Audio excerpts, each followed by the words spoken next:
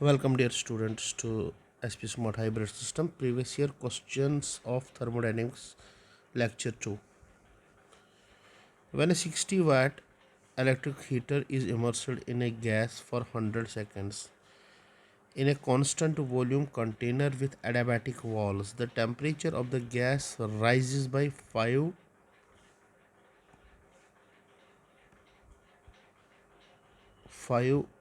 degrees centigrade. The heat capacity of the given gas is, heat capacity बराबर होगी बेटा यहाँ पे total energy upon temperature difference, या टोटल हम ऐसे बोलेंगे बेटा यहाँ पे heat capacity Q is equal to C by T। तो heat capacity is equal to total energy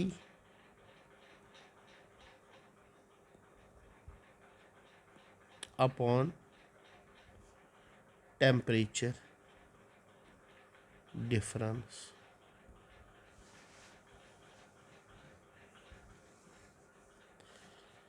तो यहाँ पे अगर हम देखेंगे बेटा heat capacity that will be equal to total energy कितनी होगी 60 watt for 100 seconds, that is 60 into 100 upon temperature difference कितना हुआ 5,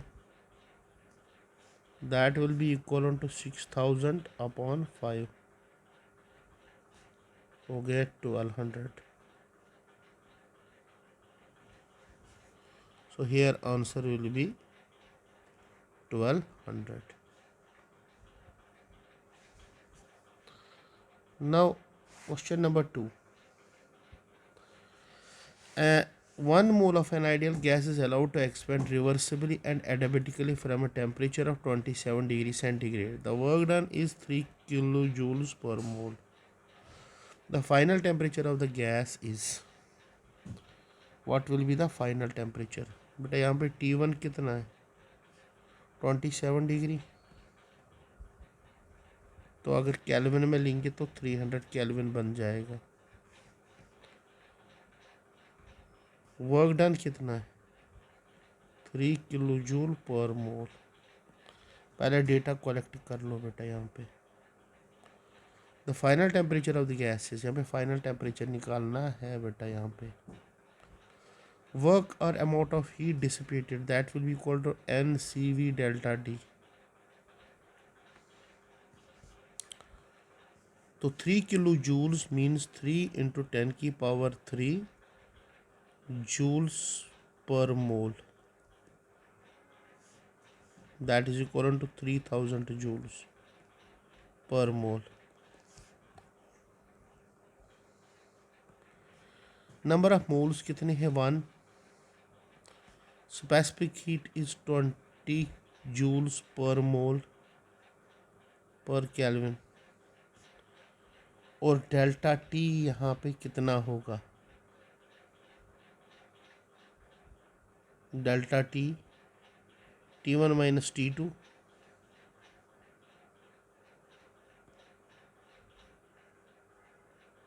जब एक्सपैंड होगा तब जाके टेम्परेचर डिक्रीज होगा, T1 ज़्यादा होगा T2 कम होगा, इसीलिए मैंने T1 T2 लिया बेटा यहाँ पे। सो यहाँ पे 3000 equal to 20 into 300 minus T2, ये कैंसल आउट, ये 150 300 माइनस T2, तो T2 is equal to 300 minus 150, so that will be equal to 150 answer. तो ये रहा question number 2। Now going to question number 3।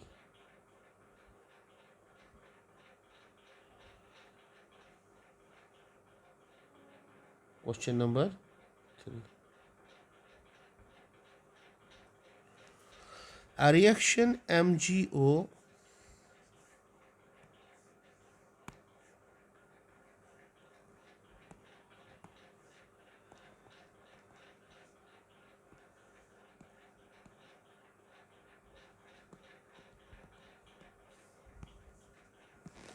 MgO plus carbon. It gives Mg plus CO, carbon monoxide, for which delta R H means enthalpy of reaction is equivalent to 491.1 kilojoule per mole, and delta S of the reaction means entropy of the reaction is 198 joule per Kelvin per mole, is not feasible at 298 Kelvin temperature. Above which reaction will be feasible is above temperature above which reaction will be feasible. You know, आपको एक चीज़ दिमाग में आता होगा, feasibility delta G पे depend है, और that is delta H minus T del S. T del S. And we know one thing, delta H minus T del S should be less than 0, यानी कि नेगेटिव होना चाहिए. But delta H दिया गया है, कितना है? 491.1 kg पर मोल, और डेल्टा S भी दिया गया है, कितना बेटा? वो 198 जूल पर केल्विन पर मोल. ओके, तो यहाँ पे हम T निकालेंगे. क्या निकालेंगे? T.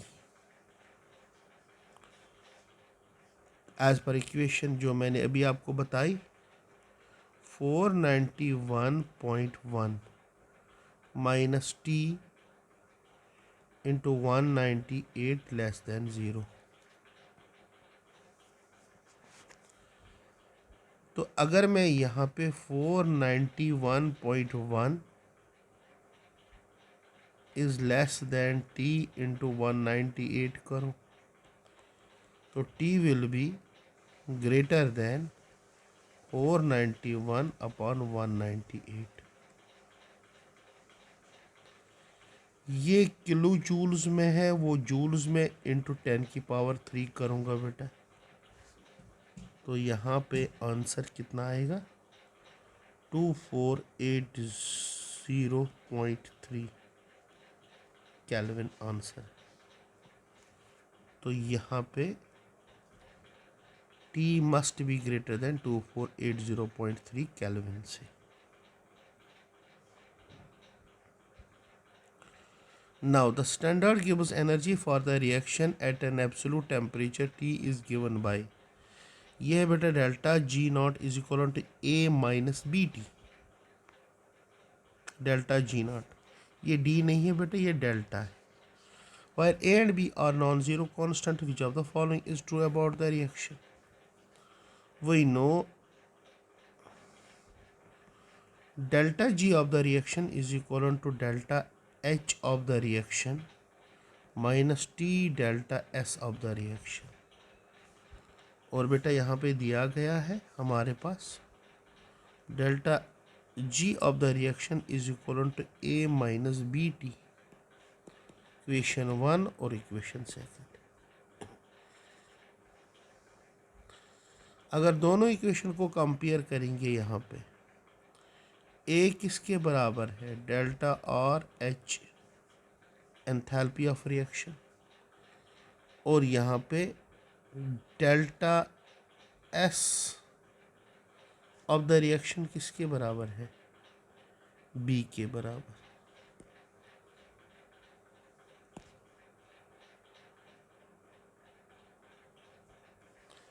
But we know one thing, if delta H is negative, reaction क्या होगी? एक्सोथर्मिक.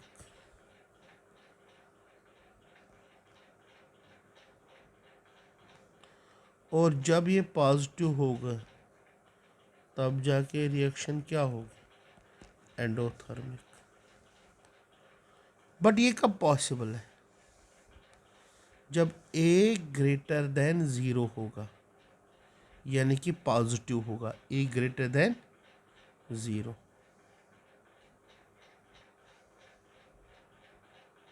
ए ग्रेटर देन ज़ीरो तब जाके ये एक्सोथर्मिक होगा। तो a should be greater than zero तब जाके ये एक्सोथर्मिक केस होगा।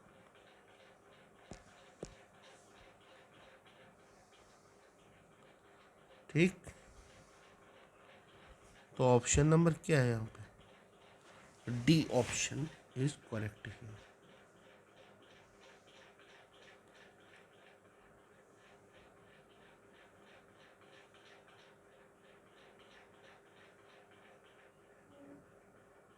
Option number D is correct here. Coming to next question. For a chemical reaction,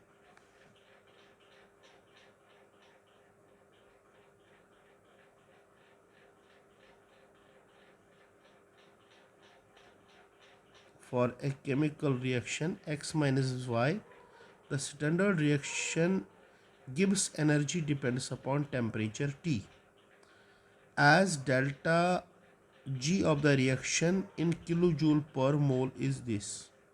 The major component of the reaction is. The major component of the reaction is. ये हमें यहाँ पे निकालना है।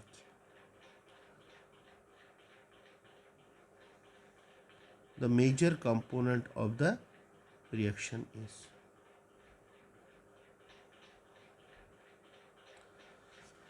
It is 120 minus 3 by 80.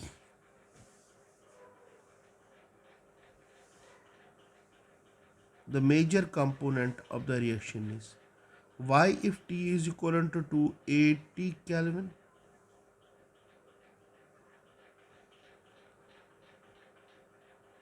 How we check this question?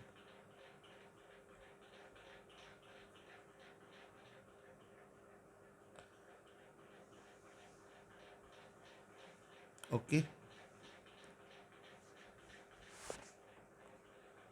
Now we can solve this question.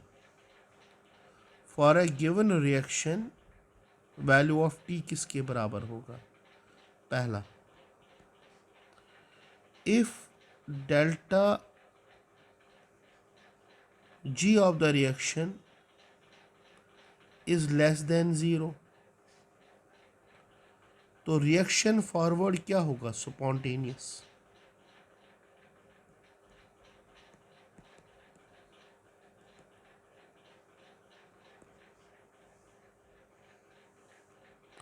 और उस time major component क्या होगा, will be y and x respectively. y and x respectively होगा बेटा, क्योंकि y अगर 280 केल्विन होगा या 350 केल्विन होगा, y इक्वलन टू 280 केल्विन और t कितना होगा, 350 kelvin.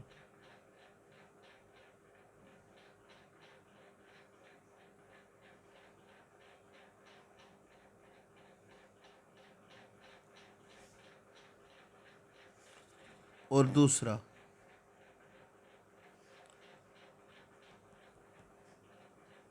if delta G of the reaction is greater than 0, forward reaction क्या होगी, non spontaneous as far this is concern. x minus y. For a chemical reaction x minus y, the standard reaction Gibbs depends upon temperature T, as delta G is equivalent to 120 minus 3 by 80. 3 by 80.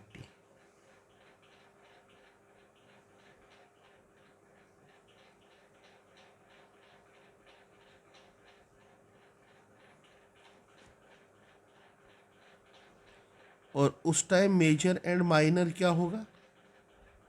अच्छा, यहाँ पे major component will be y and यहाँ पे minor will be x. और जब यहाँ पे delta G becomes greater than 0, the forward reaction will be non-spontaneous and major component क्या होगा उस टाइम? x एंड माइनर क्या होगा? y. Minor will be y here. So what will be the answer of this question?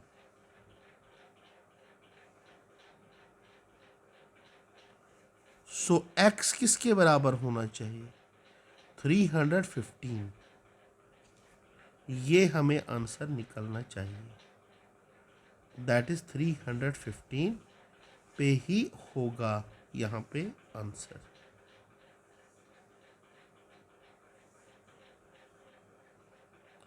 तो the major component of the reaction mixture at T is, ये बताना है बेटा हमारे. तो यहाँ पे x is equal to T is equal to 315. ये होना चाहिए बेटा हमारे पास आंसर, ये होना चाहिए.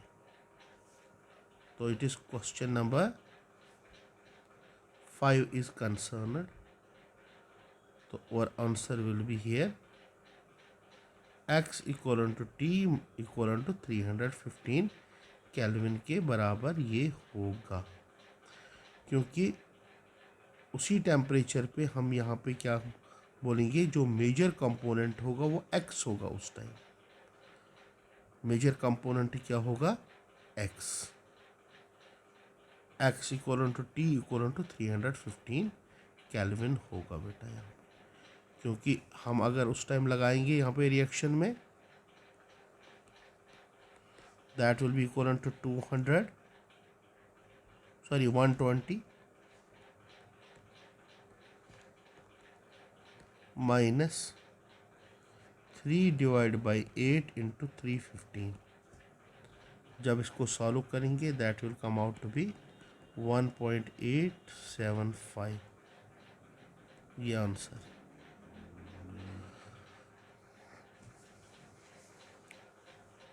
क्वेश्चन नंबर 6 यहाँ पे हमें क्या बोलता है बेटा?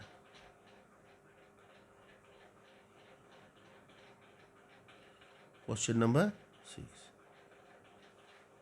The process with negative entropy change is.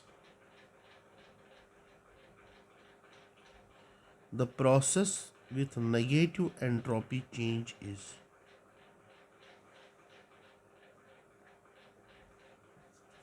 Negative entropy change. Synthesis of ammonia from N2 and H2. पहले हम इक्वेशन ही लेंगे. N2 plus 3 times H2, it gives 2 times ammonia. Delta Ng कितना होगा? 2 minus 1 plus 3, that will be equivalent to -2. सो यहाँ पे entropy क्या होगी? Number of molecules कम हो रहे हैं तो नेगेटिव.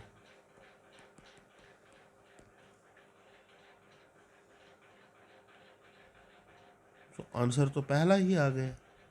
बाकी जहाँ पे भी है, जैसे कैल्शियम सल्फेट, ये देगा कैल्शियम ऑक्साइड प्लस SO3. तो ये गैसवस है, इसमें तो डेल्टा Ng 1 के बराबर होगा और डेल्टा S क्या होगा? Positive. Dissolution of iodine in water positive. Sublimation of dry ice means solid becomes gaseous, तो वहाँ पे भी एंट्रोपी पॉजिटिव होगी। तो लास्ट वाले केस में भी डेल्टा एस क्या होगा, पॉजिटिव होगा।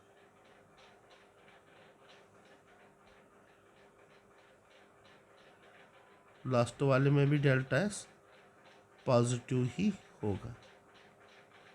तो what will be the answer of this question now? A तो कंफर्म है, यहाँ पे बोलता था प्रोसेस विथ नेगेटिव, बाकी में सब में पॉजिटिव है, ओनली नेगेटिव किस में है, पहले वाले में। तो यहाँ से क्वेश्चन सॉल्व हुआ बेटा। Next question is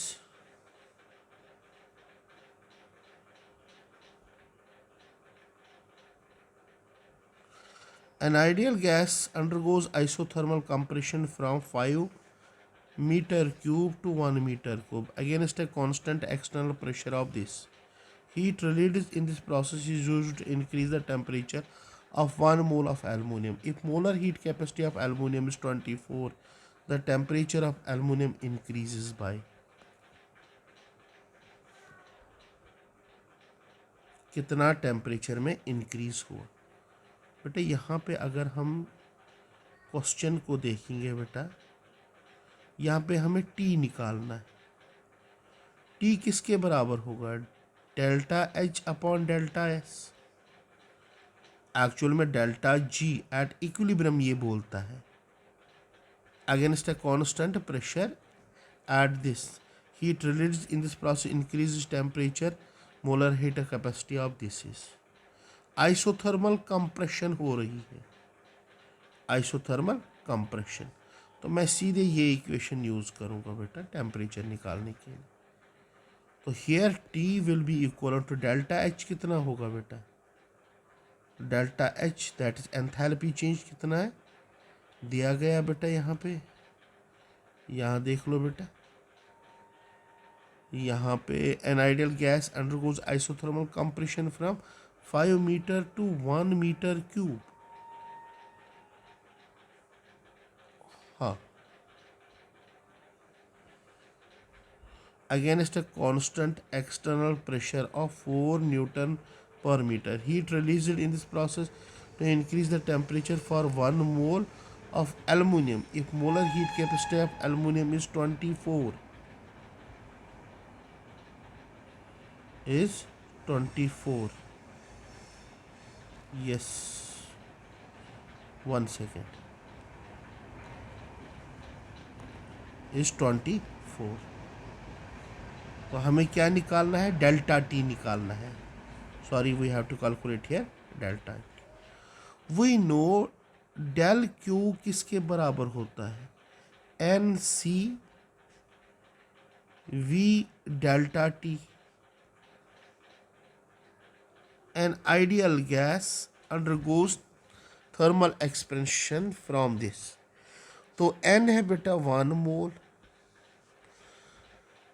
C we ये तो हमें निकालना है बेटा, सी वी यहां से दिया गया है कि नहीं, molar heat capacity, external pressure इस टेम्परेचर 1 मोल, मोलर हीट कैपेसिटी दिया गया है बेटा।